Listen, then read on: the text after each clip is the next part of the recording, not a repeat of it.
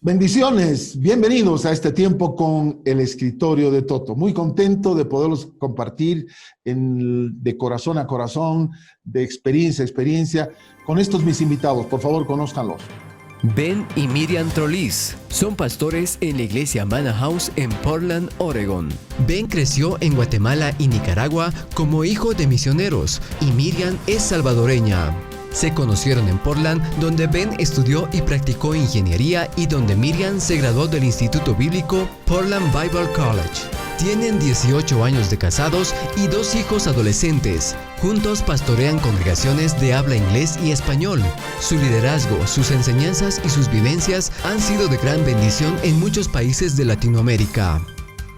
Así que para mí es realmente una satisfacción, como un regalo especial de una amistad tan grande de los que acaban de escuchar. Son mis invitados Ben y Miriam Trolís, como llamamos en español. Bienvenidos, Ben, bienvenida Miriam. Gracias por estar conmigo acá en contacto.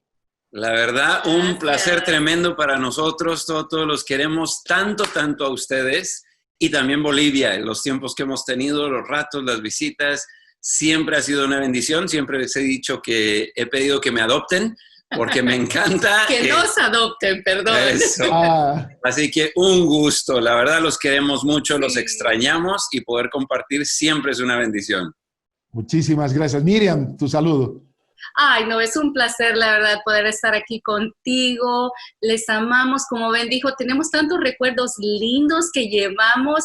Los tiempos que hemos compartido han sido muy especiales y son personas que han tocado nuestras vidas en lo personal. Hablar con ustedes, interactuar con ustedes, es como que Dios unió nuestros corazones de alguna manera y atesoramos los tiempos que hemos logrado compartir. Así que es un honor poder estar acá. Gracias, qué bonito lo has dicho, me has hecho emocionar a mí, realmente. Ah, qué bien, es familia aquí. Sí. Eso es. Bueno, quiero arrancar con el protagonista, porque tú apareciste en un momento especial en la vida de Ben. Ben, cuéntame, ¿dónde naciste? ¿Qué hacías en Nicaragua? ¿Estuviste en Nicaragua? No mucho. Cuéntame, porque la vida de Ben, a todos los que están en sintonía, les va a inspirar. La vida de Miriam igual. Porque no solamente es un compromiso con Dios, es un compromiso de vida, es un compromiso matrimonial, con hijos, con todo, pero quiero que escuchen porque se van a aprender mucho. Ben, tienes la palabra, coméntanos. Pues es larga historia, podríamos contar muchas partes, pero breve resumen, pues yo nací en Estados Unidos, pero a una situación de inicialmente inconversos, pero en el tiempo de mi nacimiento mis padres se convirtieron al Señor, conocieron al Señor, pero por una situación larga, historia, mi mamá biológica se había separado de su esposo, tuvo que ir porque se dio cuenta, tenía que buscar a su esposo. La cosa es que yo terminé con mi papá como padre soltero. Y a los 2 años de edad, mi papá recién convertido al Señor, dedicado al Señor, viviendo con otras creyentes durante un tiempo de avivamiento realmente en Estados Unidos entre juventud, decidieron un grupo, cuando hubo terremoto en Guatemala, irse a Guatemala. Así que yo tenía 2 años, hijo de padre soltero, que había trabajado en construcción, así que se fue para ayudar en la reconstrucción en Guatemala. Sintieron que era de Dios ir allá a servir. Así que desde los 2 años crecí en Centroamérica. 4 años después, ya mi papá casado con quien es mi mamá, que también había ido como misionera, se fueron por un compromiso de 6 meses a 1 año y siguen en Centroamérica. Así que 40 y tantos años después, allá están. Yo tenía 6 años cuando había sucedido la revolución en Nicaragua y mis padres decidieron, vamos a Nicaragua, mientras las puertas estén abiertas, a ver qué hace el Señor. Entonces yo crecí en Nicaragua durante la era de la guerra, los contras, los sandinistas. Ahí crecí, ahí fue de los 6 años, toda mi adolescencia. Larga historia, pero mis padres siguen allá de misioneros. Y entonces yo considero que soy nicaragüense porque allá crecí, aunque mi pasaporte no lo dice, pero me considero latino y doy gracias a todos los que me han adoptado como latino y por eso me casé con una latina. Tenía que casarme con una latina. Definitivamente tiene el corazón de latino. Eso Así, fue algo que yo le pedí a Dios. Así Tal que cual, obviamente ese es un resumen. Hay muchas partes. Pero hay una parte que me estoy perdiendo. Tu mamá biológica ya no se casó con tu papá, sino tu papá tuvo otra esposa, ¿sí? Exacto, ¿O no? porque ya, mi mamá biológica... La que llama mamá ahora. Sí, la que yo llamo mi mamá me crió, mi mamá biológica era casada, pero había dejado a su esposo, Dios le puso convicción, entonces regresó a buscarlo, pero él nunca se convirtió al Señor. Así que sí, mi papá conoció a quien yo llamo mi mamá en Guatemala y ella me amó, me crió, mis hermanos, somos una familia. Sí. Ella es mi mamá. Enseguida va a entrar Miriam a contarnos más, pero quiero que me relates tu vida en Nicaragua, cuántos años, qué fue, volvías a Estados Unidos alguna vez, cómo era tu vida ahí en el colegio, coméntame. Pues entonces desde los 6 años, así que más o menos primer grado, nos fuimos a Nicaragua y crecí ahí hasta la universidad. Viví ahí hasta la universidad. Sí visitábamos a familia de mi mamá que está allá, aquí en Estados Unidos, porque ella era de aquí. Sí, del área. ¿La mamá biológica o la mamá con la que se casó tu papá? Eso aclara porque estoy enredado. De aquí en adelante, si digo mamá, es mi mamá que me crió, la que es mi mamá. Yo no volví a ver a mi mamá biológica hasta ya ser adulto, así que mi mamá que me crió, que es mi mamá. Entonces, viví allá toda mi adolescencia, durante todo ese tiempo, por eso me considero nicaragüense. Mis padres, mi papá empezó iglesias, orfanatorios, escuelas. Mis padres se han dedicado a eso hasta la fecha. Ahí están, hay ya no sé ni cuántas ahorita, 20 iglesias. Vas a contar eso después con calma, porque no es así que orfanatorios, ¿sabes? Como si comprar helados, es algo muy profundo, muy serio. No, yo les tengo una gran admiración y respeto a mis suegros porque yo lo puedo ver de alguien de afuera, ¿no? Claro. Y ven, lo dicen, no, y mi suegro también dice, no, hicimos esto, otro. Y como tú dices, como que se están vendiendo helados. Dios mío, no se dan cuenta el impacto que tiene, como mis suegros, y yo le digo, a ver, y eres parte de eso, han transformado la nación de Nicaragua, la forma como han hecho. Mis suegros fueron los únicos misioneros norteamericanos, o por lo menos de Estados Unidos, que se mantuvieron en los años 80 en Nicaragua. Entonces hay tanta riqueza espiritual ahí, pero yo de afuera sí lo veo. Algunas veces ellos como que se lo pasan así. Sí, hubo un tiempo que todo misionero norteamericano salió por la presión, la guerra, todo lo que estaba pasando. Las interrogaciones que les hacían. Y fueron los únicos que nunca se fueron. Así que de verdad sí son ejemplos y héroes en la fe, que definitivamente de ahí viene mi base. Agradezco a Dios por lo que me regaló.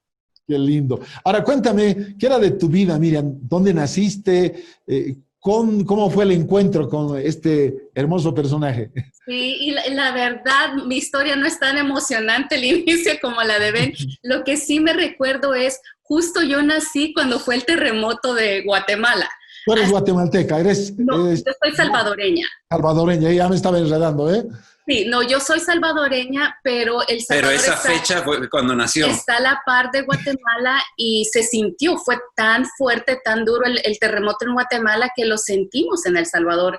Y mi mami cuenta que yo nací y de ahí fue el terremoto. Estaba todavía en el hospital mi mami cuando fue ese terremoto, que fue lo que llevó a mis suegros a Nicaragua, o a Guatemala primero y luego a Nicaragua. Pero no, yo crecí en un hogar, mi papi es ingeniero, bueno, ejercía como ingeniero, ahora ya está jubilado.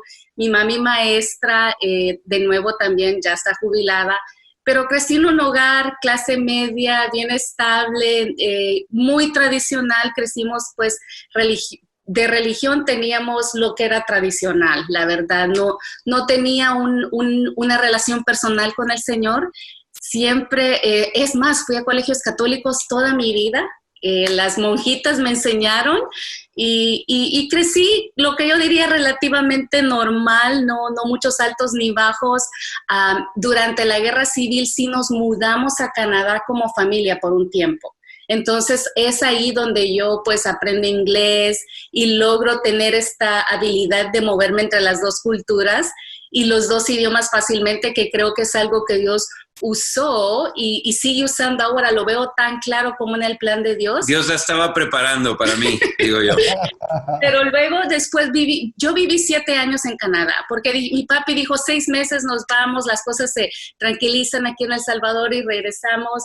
Pues yo comencé la universidad en Canadá, luego sí nos regresamos a El Salvador y yo estaba viviendo en El Salvador cuando Dios manda a Bill Scheidler, alguien que jugó un papel muy crucial en mi vida.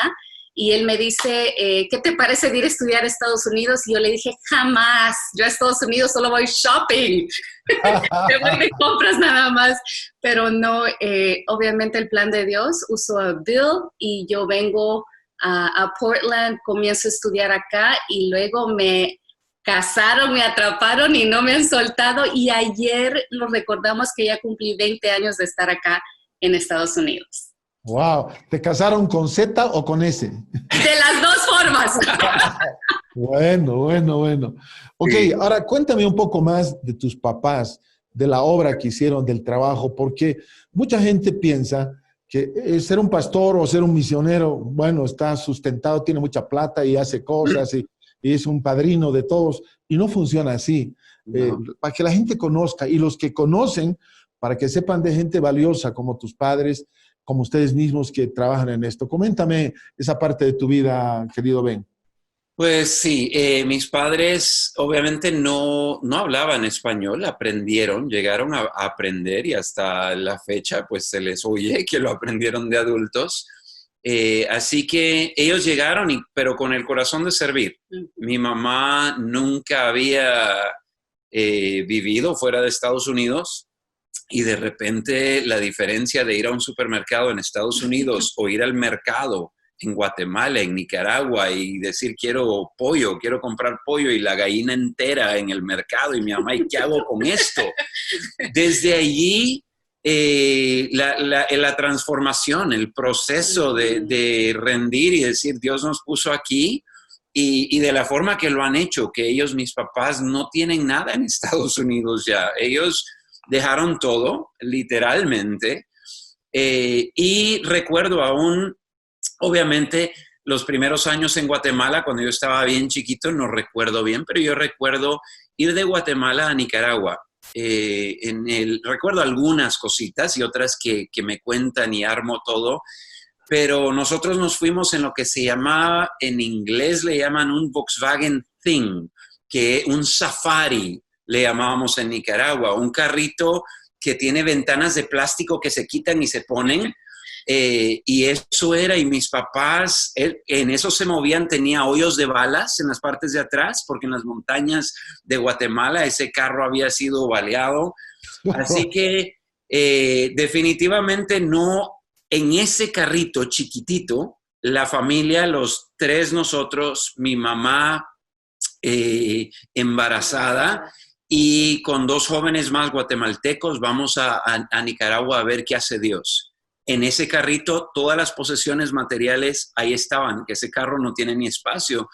Y así empezaron. Como niño, yo, como dice Miriam, no apreciaba, no entendía todo lo que habían dejado mis papás y su entrega a la gente de allá. Mi mamá cuenta entrar a Nicaragua y como había sucedido revolución y eran tiempos de conflicto y todo eso, ella cuenta cruzar la frontera entre Honduras y Nicaragua y el proceso tomar un par de horas y ella dice, entrando a Nicaragua éramos 2 o 3 vehículos. Logramos por fin cruzar la frontera y eran kilómetros de vehículos tratando de salir del país. Y en ese momento mi mamá dice, yo empecé a decir, ¿y qué estamos haciendo, Señor? Todos se quieren ir y nosotros vamos para adentro. Pero así fue. Y mis papás simplemente para mí es un legado del poder de entrega y consistencia.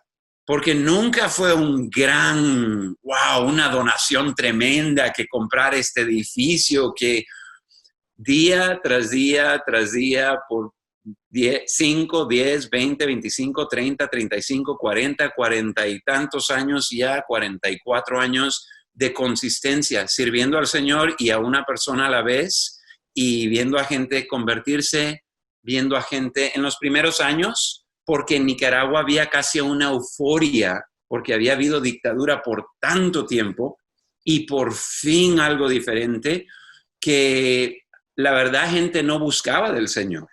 Somos libres por fin.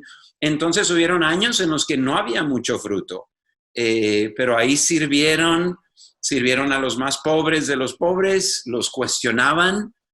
Obviamente el gobierno decía, ¿por qué estos americanos realmente están aquí? Entonces, como comenta Miriam, se llevaban a mi papá para interrogarlo porque decían, ¿de verdad debe ser de la CIA? O diferentes cosas. Y mi papá les decía simplemente, yo sirvo al Señor y a la gente, y si el comunismo es servir al pobre, entonces yo soy el mejor comunista que hay, porque a eso he dedicado mi vida. Y así fue. Pero eso fue... Sí, a todo esto, ellos han vivido por fe todos estos años, 40 y tantos años. Nunca han tenido una base segura económica, y por eso digo, mi trasfondo tal vez es tan diferente, que era siempre la seguridad económica y velar aún por tu futuro. Prepárate, equípate, estudia, saca luego este título o algo para seguirte mejorando. Mis suegros han puesto la vista en lo eterno. Y como digo, aún la seguridad de la entrada mensual ha sido por fe siempre, y son las personas más generosas que conozco. Si ven una necesidad, no tienes que motivarlos, decirles, allá van a ayudar. Y yo digo, ¿y de dónde les va a venir a ustedes algunas veces? Pero ha sido una confianza y perseverancia, aún en lo personal, la forma, lo han modelado, lo que se ve, el fruto que se ve afuera en la obra, es porque ellos lo han vivido adentro en casa. Yo recuerdo ir a la gasolinera a las 4 de la mañana, porque era durante tiempo de racionamiento de gasolina en épocas de guerra, y te daban unos cupones que tenías autorización de tantos galones a la semana, pero no importaba cuánto, si tenías 20 galones de gasolina que podías comprar cada quincena o algo, porque eso era lo que te entregaban, porque las gasolineras solo recibían cierta cantidad y se les agotaba a la primera hora de abrir. Entonces tenías que hacer fila horas antes de que abrieran para poder conseguir. Y yo recuerdo de niño, a oscuras, estar ahí, y yo no entendía. Mis padres han dejado todo, y esto es la canasta básica de Nicaragua, de los elementos que se necesitaban para el hogar. Todo era racionado, hasta el papel higiénico llegó a ser por cantidad, por hogar que se podía comprar. Y en eso crecí, y eso crecieron mis papás, y nunca se quejaron. Una anécdota muy particular, especialmente ahora en esta era de COVID, es de que uno de los hermanos terminó en la cárcel por vender el papel higiénico en el mercado negro, porque no era permitido. Wow. Ahora, hay un punto acá que has dicho, una frase que mucha gente no entiende. ¿Qué es vivir por fe? Porque la gente que no entiende, que no vive y que no da su vida por los demás, piensa que vivir por fe es pedir plata a la gente para que te dé. Y eso no tiene nada que ver. Cuando uno enseña esas cosas, uno no manda un grupo policial o paramilitar de la iglesia para que controle sus ingresos y llegue a su casa y le exija. ¿Cómo pueden explicar ustedes en su vivencia, con esta diferencia que marca Miriam, la que tienes tú, el vivir por fe? ¿Cómo podrían comentar a toda la audiencia qué es vivir por fe? Pues yo diría tal vez una forma de decirlo es realmente decir Dios primero. Entonces, Señor, en mis finanzas, en mi tiempo, en mi razón de vivir, tú primero. Entonces, creo que es Mateo 6:33. Buscad primero el reino de Dios, y todo lo demás Dios se va a encargar, vendrá por añadidura. Entonces, creo que ese tema de vivir por fe es poder realmente decir, Dios, lo que tú quieras. Entonces, no hay sacrificio muy grande, porque Señor, si es lo que tú pides, estoy dispuesto. Entonces, eso es realmente, no es... Y entonces, a veces, uno pasa tiempos difíciles. En esta era del 2020 que estamos viviendo, inesperado, incomparable a cualquier otro. Obviamente en Bolivia veo las noticias, qué año el que han vivido desde antes de que empezara el 2020. Y yo digo, esta semana, honestamente, todo es muy fresco, porque en la última semana el Señor siento que realmente me ha estado desafiando con todas las diferencias aquí en Estados Unidos, las tensiones políticas, raciales, todo lo que se está viviendo. Y yo leo cosas como el apóstol Pablo escribiéndole a la iglesia en Corintios y diciendo, ustedes dicen, no, yo soy de Pablo, yo soy de Cefas, yo soy todas estas cosas. Y él dice, primera de Corintios 2, 1 al 5, miren, yo no vine a ustedes con palabras impresionantes, yo no vine con elocuencia, yo no vine, dice, yo me propuse no saber nada entre ustedes más que Cristo y este crucificado. Y creo que eso es vivir por fe. Filipenses, Pablo dice, tengo todos estos atributos, todas estas cualidades buenas, pero todo lo tengo por basura en comparación con ser hallado en Él, en Cristo. Y creo que eso es vivir por fe, Toto. Y ese es un desafío para el que tiene y para el que no tiene. Exacto. Estoy poniendo a Cristo primero. Entonces no es cuestión de cantidad. Mis padres no crecieron yo no lo entendía, pero ahora lo veo de que habían meses que no sabían y como dice Miriam, leían una necesidad y mis papás lo daban aunque no sabían el otro mes cómo vamos a hacer. Pero era porque no, ponemos a Dios primero y Él nos llamó a servir a gente y es un desafío para todos nosotros. A Miriam quiero preguntarle, Miriam, para que nos comente, tú no viniste de esa escuela, tú tenías otra escuela, tenías por la universidad, etcétera, etcétera, lo que contaste, shopping para Estados Unidos y todo. ¿Cómo aprendiste tú también a vivir por fe? Porque esa es la pregunta clave, porque mucha gente no entiende. Vive por fe un momento, pero tiene una seguridad X en que basa su fe en esa seguridad de ingreso, de dinero, de lo que sea. ¿Cómo tú aprendiste, Miriam, a vivir por fe? Sabes que para mí la escuelita comenzó cuando fui al Instituto Bíblico.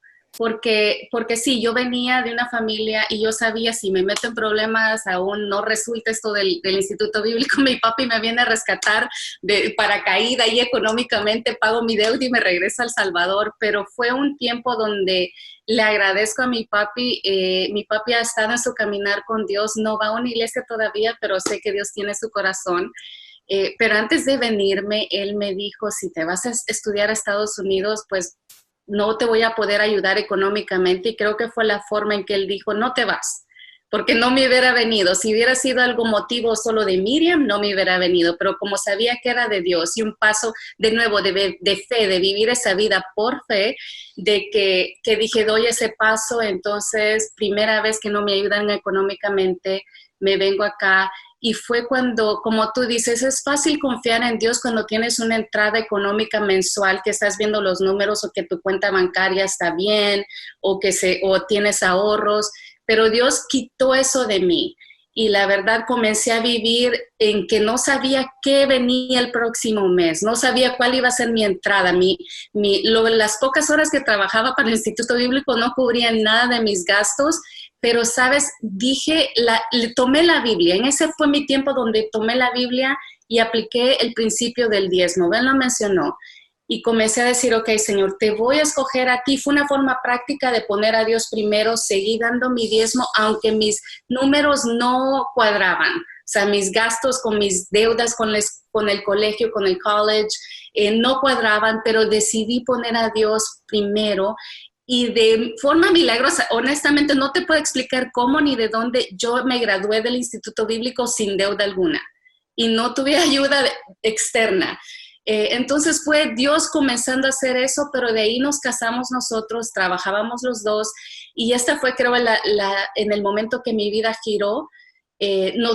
Decidimos comprar una casa, invertir en comprar una casa y dejo mi trabajo solo con el salario de Ben, y en ese momento la escasez como que se nos vino encima a nosotros. Teníamos un celular para los dos, un carro para los dos. Gente pensaba que estábamos locos en Estados Unidos y nosotros viendo de dónde, contando cada centavito. Nuestro hijo recién nacido. Con David recién nacido, pero yo dije, no vamos a dejar de diezmar, no vamos a dejar de ser generosos, y hasta puse una línea en nuestro presupuesto donde mensualmente íbamos a ayudar a alguien, porque nosotros estábamos sumamente necesitados, pero muchas veces pensamos que como estamos dando, entonces Dios está obligado a darnos, y ahí nos equivocamos. Yo no voy a dar más de lo que Dios me da, sino que el principio de confiar en Él y ser porque esto sí, muy responsable con administrar bien nuestras finanzas. yo comencé a recortar cosas, a decir a esto no más shopping, no más compras, no más los cafecitos especiales que nos gustaban. Fue una temporada donde dije, Dios, tú me has dado la sabiduría de administrar mis finanzas, buena mayordomía, y el favor y la gracia de Dios son la clave para vivir por fe. Y hemos visto cómo Dios siempre nos sorprende.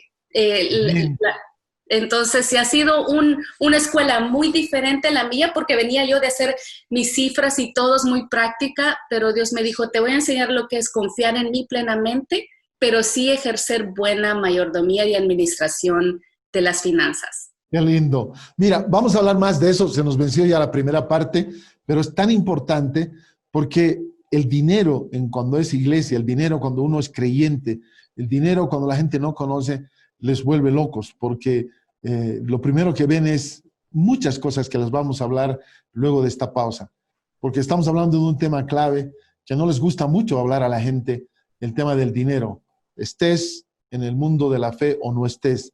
Así que una pausa y volvemos con Ben y con Miriam en esta interesantísima charla y plática para conocer principios de vida, no principios de boca, de vida. Enseguida estamos. Sencilla, que se siente a la mesa de los pobres, que se alegre de alegrar sus corazones.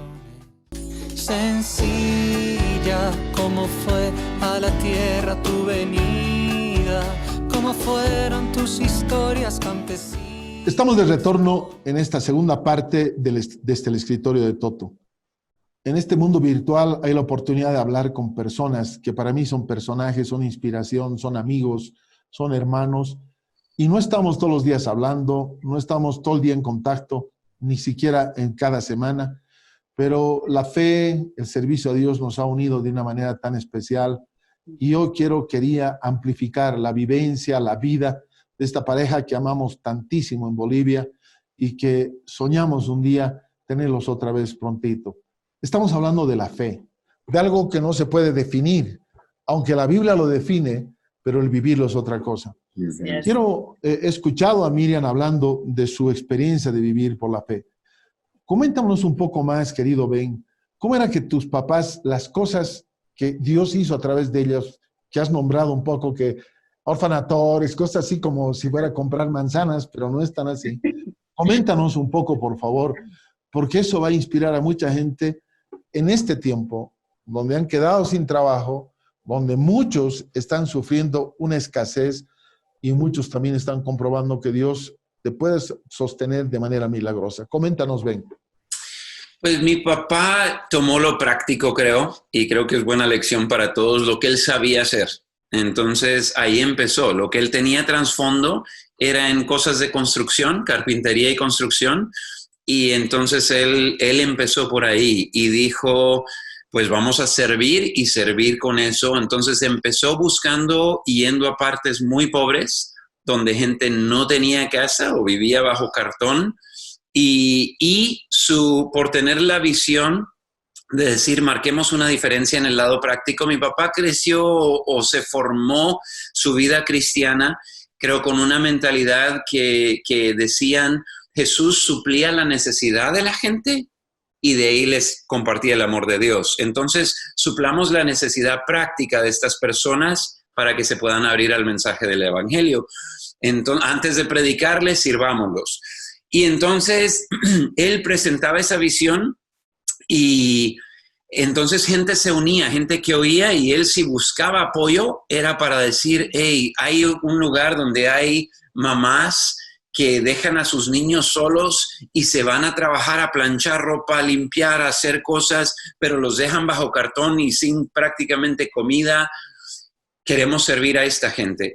Y entonces gente mandaba y lo usaba para eso. Entonces, por gracia de Dios, terminó con proyectos de construcción y de urbanización, en algunos casos hasta de cientos de casas, y empezó a servir de esa forma. Y obviamente creo que esas personas... Danos detalles, es importante, porque no dice cientos de casas, todo como subir al bus y ir a pasear. No, escúchame, ese es un tema serio y es un tema hermoso, que vale la pena hablarlo, porque de dos personas que se van a un país extranjero, que tienen que aprender el idioma luego de estar en Guatemala, y empiezan a servir, no porque tenían una caja fuerte con muchos dólares, sino No. tenían fe.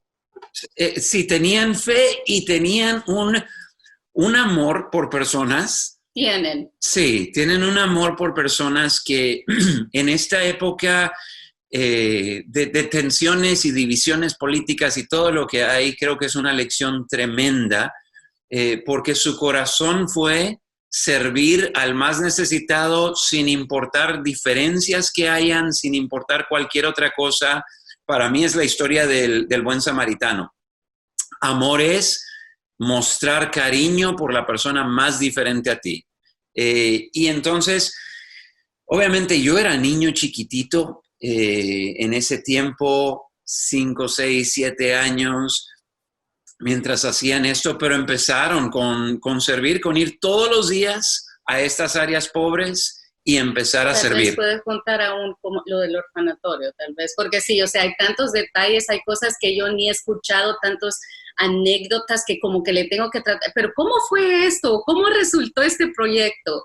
Pero, por ejemplo, algo que a mí, honestamente, yo digo que me enamoré primero de mis suegros que de Ben, porque escuchar las historias, estos grandes héroes y la forma como estaban, mi corazón siempre ha estado ligado a mi tierra, El Salvador, y pensar de cómo personas dejan todo para dedicarse a ayudar a alguien que tal vez ni conocen, que tal vez lo rechacen, que tal vez nunca sepan el impacto del sacrificio que hicieron, ha sido algo que a mí me impactó. Yo me recuerdo la primera vez que yo fui a Nicaragua, yo dije, por favor, llévenme al orfanatorio. Había escuchado anécdotas, historias de este orfanatorio, y no sé ni cómo, pero lograron hasta tener relación con la duquesa de Dinamarca, creo. Dinamarca se interesó en el proyecto. O sea, han sido cosas sorprendentes, milagrosas, pero es porque han visto que mis suegros es un sacrificio, y como dice Ben, ellos nunca van a decir de las grandes cosas o del orfanatorio, las casas o los proyectos o cuántas,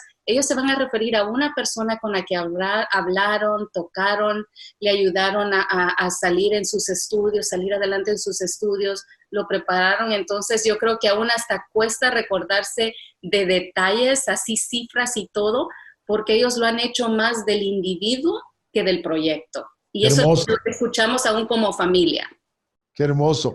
Pero coméntame, el orfanatorio era para 3 personas, para 5, las casas eran para, no sé, vivienda. ¿Cómo en general? ¿Saben por qué? Porque eso va a reflejar un poco la fe, va a reflejar que ellos no eran pedigüeños, que estaban en grandes campañas para pedir, a ver, escribiendo, por favor, mire unas fotos de niños hambrientos, semivestidos, para promover, sino que hacían, y la gente al ver que hacían, se enamoraron de lo que hacían. Como bien decía Miriam, me enamoré de la historia de sus padres para luego enamorarme de uno de sus frutos, que es el Ben, el hijo de ellos, en el buen sentido. Así que coméntanos, saben, hemos tocado una vena que este momento es clave. La gente está desesperada, temerosa, amargada, muchos otros son crisis increíbles, porque no solo es que no tienen para comer, sino que mueren por falta de recursos, de medicina, de acceso a la sanidad, a la salud, etc. Entonces, la fe hoy día juega un papel muy importante, sí, tan importante que determina vida o muerte.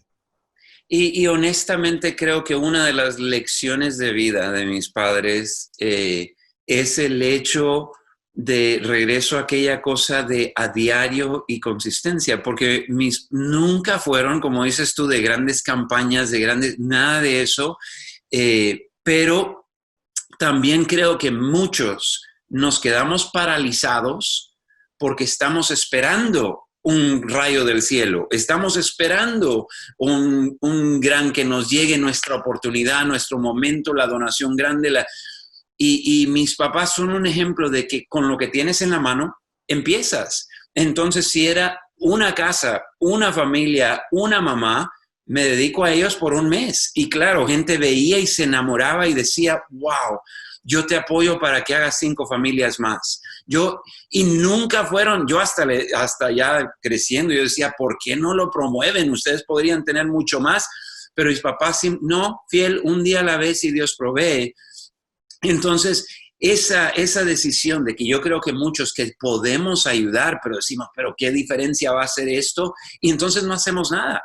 Es aquel dicho famoso que se ha atribuido a mucha gente, Madre Teresa, otros, pero que la pregunta, al ver la oscuridad del mundo, ¿cómo piensas que puedes marcar una diferencia? Y la respuesta siendo, bueno, o tengo una elección, o puedo maldecir las tinieblas o puedo encender una vela. Y yo elijo encender una vela. Y uno hace eso consistentemente y el Señor, yo creo que ve esa fe, lo poco que tienes, lo manejaste bien, lo entregaste, así que te doy más, te doy más.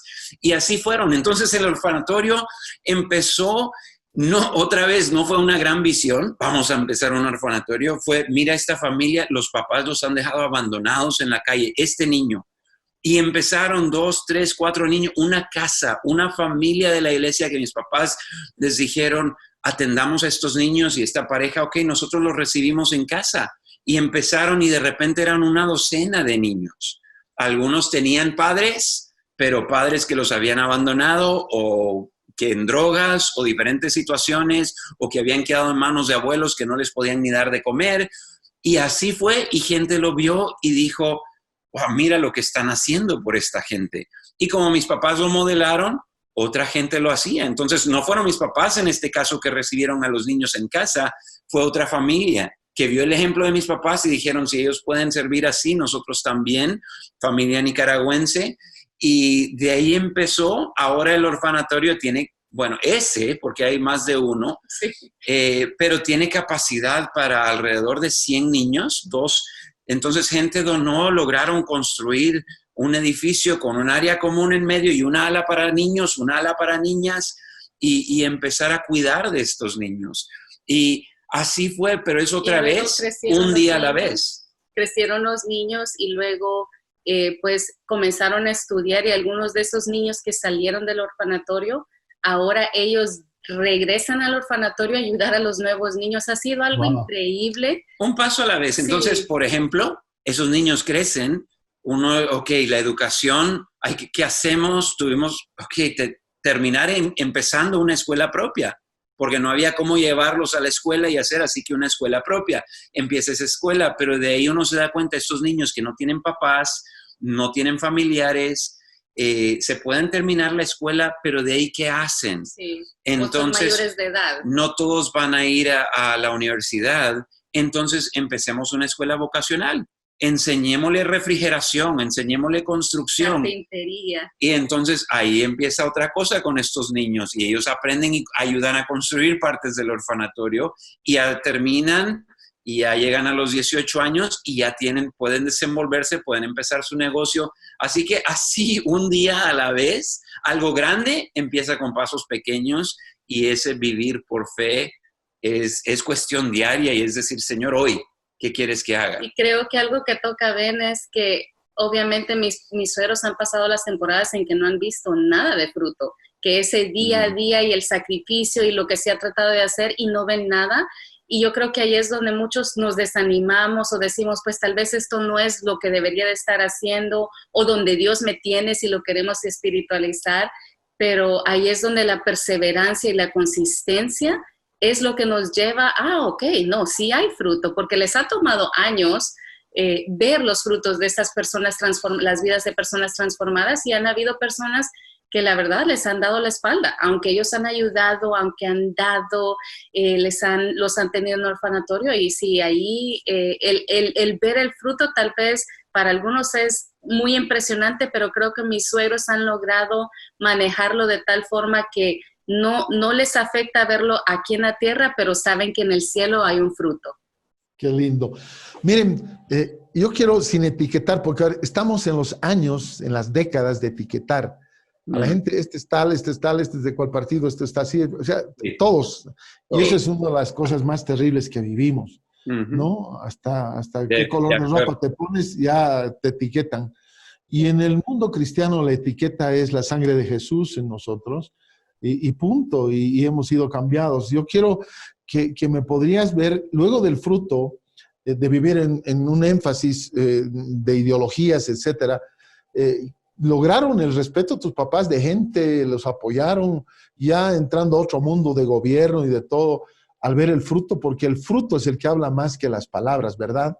Y yo creo que tus papás enamoraron a la gente en Nicaragua Y bueno, tú que has vivido hasta varios años, ¿cómo viste desde tu perspectiva de niño, luego adolescente, luego joven, ese cambio cuando tus papás sufrían la incomprensión, el odio, la envidia, el juicio de la gente? Uh-huh. Sí, definitivamente la sospecha y la duda estaba ahí y está ahí a veces. Hasta la fecha hay gente que todavía cuestiona la motivación o algo así, y ahí creo que otra vez el ejemplo es: al único que tenemos que buscar complacer es a Dios. Él conoce nuestro corazón. Entonces eso como que los ha mantenido a mis papás en medio de eso, pero sí, tienes razón, de ser por ratos marcados, ya sea por el gobierno, por autoridades, por otras iglesias que dicen ustedes qué están haciendo, por qué lo hacen de esa forma. Y una cosa que he aprendido de mi papá es, él siempre me ha dicho: ven, de todos podemos aprender. Entonces, eso de etiquetar a gente, él dice, sea cristiano o no cristiano, podemos aprender algo. Así que creo que esa actitud cambia todo, porque de repente no estoy aquí para juzgar, para etiquetar, para decidir yo soy mejor que nadie. De todos, hasta del que me maldice, hasta del que algo podemos aprender, y eso creo que ha guardado su corazón a decir: Dios es el juez, Él sabe, Él conoce, delante de Él tengo que, como que le dice Pablo a Timoteo, busca presentarte como obrero aprobado delante de ¿quién? De Dios. Y entonces así han estado, y sí, tienes razón, con el paso de los años, gente después ahora mira atrás y a veces dice: ¿cómo hicieron? Son leyendas. En el año 2000, mis padres, viniendo de un campamento de jóvenes, que llevaron un montón de jóvenes a una de las iglesias en el Atlántico de Nicaragua, abril del 2000, venían de regreso de este campamento, sufrieron un accidente terrible, no se sabía si iban a vivir o no, tuvieron que resucitar a mi mamá múltiples veces, pero fue un tiempo en el que de repente el fruto para el año 2000, ellos hubieran tenido 20 años de haber estado en Nicaragua, y ahí se vio cómo en la nación de Nicaragua el impacto que habían tenido. Cuando ellos estaban entre vida y muerte, y en los periódicos y en los hospitales, la gente que llegaba, las vigilias de oración, de repente se veía el fruto de años y años de consistencia y entrega y servicio, y de gente velando por estos misioneros extranjeros, que gente ahora dice: esta gente ama a mi pueblo y a mi nación más que yo. Y entonces ahí se vio, y con el paso de los años se vio, pero siempre hay gente que malinterpreta o que siente envidia o que qué sé yo, y uno tiene que guardar su corazón. Y es interesante que aún hasta el día de hoy tenemos a gente que nos pregunta: ¿cómo están tus papás? Le dicen a Adén después del accidente. ¿Cómo corrió la voz? ¿Cómo gente se interesó? A nivel mundial, sí, realmente. Fue increíble, fue impactante. Mira, lo que están diciendo es tan importante, y a veces los de la eclesía, que es el nombre que siempre uso, porque iglesia es una palabra que 300 años después se empezó a usar, pero la eclesía del Señor es que Dios nos mandó a todos. Dios no tiene un partido político, Dios no escoge a los buenos y a los malos para que vayamos. Dios no puso a sus hijos, a los que hemos tenido la bendición de conocerlo y de caminar, para juzgarlos. No. Yo recuerdo tantos años, un poco de décadas en el camino, y nuestra misión es acercarnos a todos, de cualquier color, de cualquier raza, de cualquier énfasis, los buenos, los malos, los súper malos y los súper buenos. No, Dios no nos mandó a escoger con quiénes nos vamos a meter. Y tampoco nos mandó a sacar avisos y fotos de con quién estás y cómo fuiste, qué hiciste. Por eso estoy enfatizando, hablando con el hijo y hablando a Miriam, que tuvo la experiencia de conocer a tus padres que han vivido el evangelio al estilo que a mí me gusta vivir. Por eso te he tomado los minutos, te he tomado el tiempo para hablar, porque Jesús se metía con todos, invitaba a gobernadores que eran opresores, que habían tomado a Israel a su casa a cenar y estaba compartiendo con ellos y la gente se avergonzaba de Jesús porque decían cómo se mete con ellos, todo, como si Jesús tuviera una lista de la gente de primer nivel para invitar. Y eso estamos perdiendo. Por eso lo que tú comentas, porque tú eres así y Miriam es así. Y por eso son mis grandes amigos y hermanos y mi inspiración, porque no hay muchos así. No, muchas gracias. Y honestamente, ahora viviendo en Estados Unidos, es una lección de, ok, ¿qué significa aquí vivir de esa forma? Y no tenemos perfeccionado esto. Pero sí, igual, ok, Señor, ¿qué significa aquí usar lo que tenemos, ser fiel día a día, ponerte a ti primero, tener una perspectiva eterna? ¿Qué quiere decir esto? Pero como dices tú, a mí me encanta ver Jesús en su círculo, en sus 12. Tenía Mateo, considerado un traicionero por los judíos, que recogía impuestos para el imperio romano que había conquistado. Y en ese mismo grupo tiene a Simón, que es del grupo nacionalista, que quiere independizarse y los unió porque dijo, hay una causa. Gente armada, iban armados. Armados. Con sus espadas, sí, por favor. Los unió en un grupo, síganme a mí.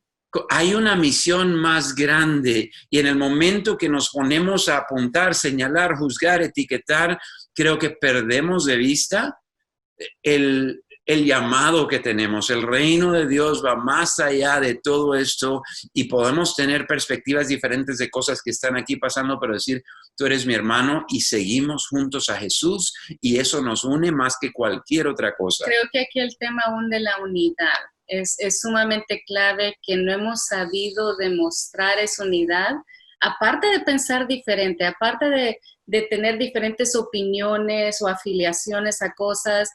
O doctrinas. Aún eso, pero el tener esa unidad que modelaron estos hombres que eran tan diferentes en sus ideologías, en sus formas de vivir.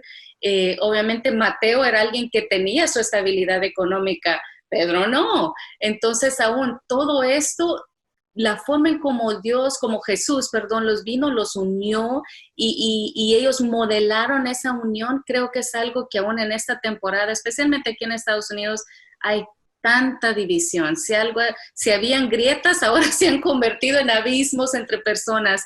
Entonces, eso para nosotros creo que es un tema muy aún personal en estos momentos, porque la unidad se ha perdido, la verdadera. En el mundo entero.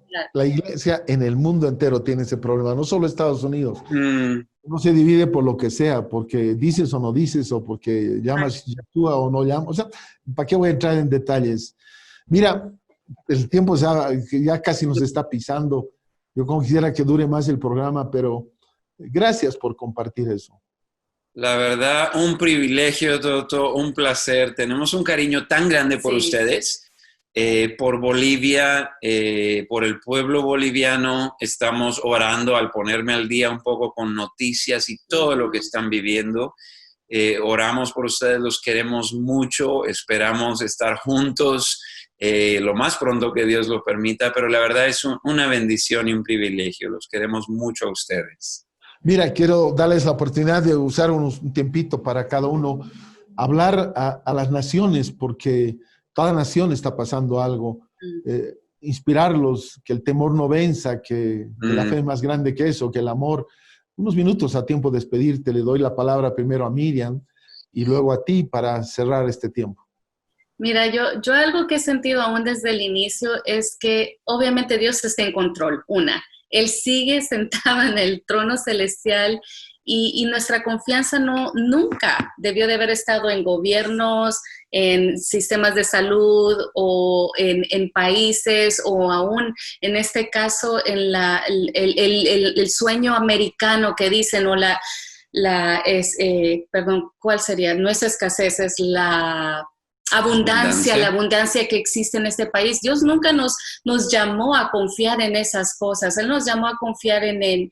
Y yo siento que en esta temporada es donde Él ha permitido que todo lo que donde habíamos puesto nuestra mirada o confianza sea sacudido. Hay un pasaje en Hebreos, no me recuerdo exactamente el versículo, donde dice que Dios va a permitir sacudir una vez más la tierra y va a permanecer lo que verdaderamente vale. Y siento que en este tiempo, aún en nuestro caminar espiritual, todos hemos sido sacudidos. Aquí, desde el que has tenido años en el Evangelio, yo no tengo la experiencia de Ben ni el legado espiritual de Ben, pero en mi caminar espiritual he sido sacudida, él ha sido sacudido. Aquí no se ha salvado nadie, pero lo que ha permanecido es tu relación personal, íntima con Dios. Y yo, hablando a las naciones, yo diría, dejemos ya de poner nuestra confianza en cosas que pueden ser sacudidas e eliminadas.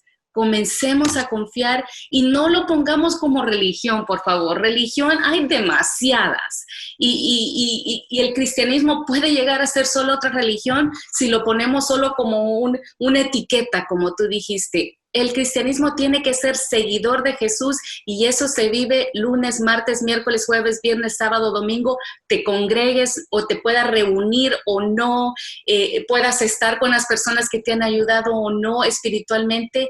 El cristianismo se vive tú y tu mañana en la Biblia, orando, hablando con Dios, y así, digo yo, es como en esa perseverancia de tu relación personal se cambian y se transforman las naciones.